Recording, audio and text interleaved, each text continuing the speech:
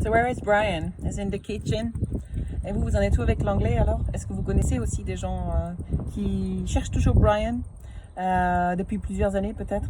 Ou bien des gens qui ont des mauvais souvenirs avec l'anglais, ou des gens qui ont des besoins de se remettre ou de s'y mettre tout simplement. Donc un petit conseil. Il faut déconstruire un petit peu ce qu'on pense savoir avant d'arriver à reconstruire dessus. Et par exemple, il y a encore 10 à 20 ans de ça, donc pas si longtemps que ça finalement, on n'avait pas accès à autant de ressources comme maintenant, notamment avec l'arrivée d'Internet. Donc maintenant, je dirais no more excuses. Vous avez de l'anglais partout, en 3 clics sur Internet, avec selon vos passions. Donc un petit truc que je peux vous donner si vous voulez vous y remettre, déjà connectez-vous à ça selon les passions que vous avez. Regardez des spécialistes anglais, américains, australiens de ce que vous aimez faire.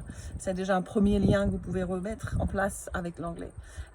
Et puis, amusez-vous à les mimiquer, à les imiter, à reprendre les accents, même si vous ne maîtrisez pas forcément l'intégralité des mots, des phrases, etc. L'idée, c'est déjà de se dire « Waouh, je m'y crois !» Et là, je commence à mettre en place des structures et des intentions qui font que déjà on commence à programmer son cerveau pour se dire que c'est possible et qu'on commence à enlever cette petite voix qui se dit ouais c'est trop tard. Ok. So, si vous voulez vous y remettre, si vous voulez reprendre un peu confiance en vous, si vous voulez mettre en place des stratégies aussi, connaître un peu plus comment ça peut se passer ou pour mettre en place des stratégies chez vous, on organise un stage avec English Attitude qui démarre le 20 juillet. Enfin, il y a plusieurs stages, mais le premier démarre le 20 juillet. Full English Immersive Experience et ça dure 5 jours sur des matinées ou si vous souhaitez d'autres semaines on fait aussi sur des journées complètes avec des activités l'après-midi. Donc vous êtes les bienvenus, c'est des tout petits groupes, maximum 6 personnes. Donc vous avez vraiment l'opportunité de vous mettre en confiance, de vous mettre à l'action et de revenir à la fin de ce stage, pas forcément bilingue, mais en tout cas avec des techniques d'apprentissage qui sont nouvelles et qui sont peut-être des choses que vous avez encore jamais essayé avant.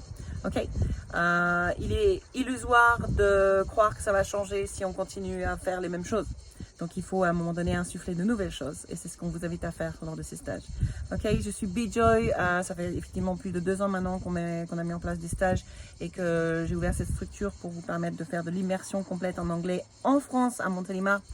Donc n'hésitez pas à nous contacter, vous avez les coordonnées au-dessus, en dessous, I don't know, just check it out.